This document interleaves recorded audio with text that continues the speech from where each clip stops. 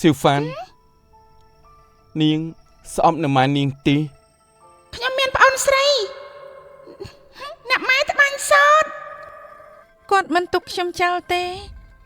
គាត់រងចាំដល់ថ្ងៃណាមួយពួកយើងនឹងជួបគ្នាម្ដងទៀតលោក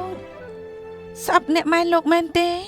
ច្រើនឆ្នាំមុនឯងបានបោះបង់ទូនីតិធ្លាក់ចុះទៅឋានកណ្ដាលព្រោះតែវិញ្ញាណក្រុមផ្កាយដែលនាងដោះលែង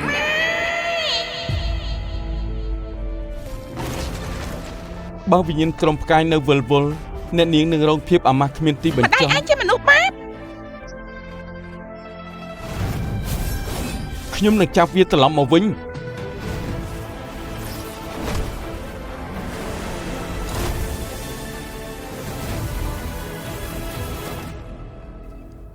ងនឹងគ្មានឱកាសនោះទេ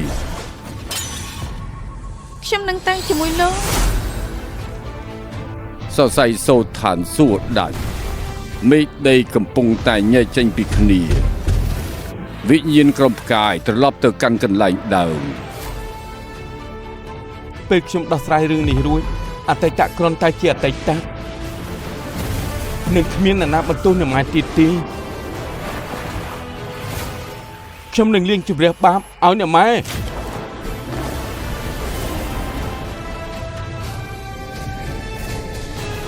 រឿង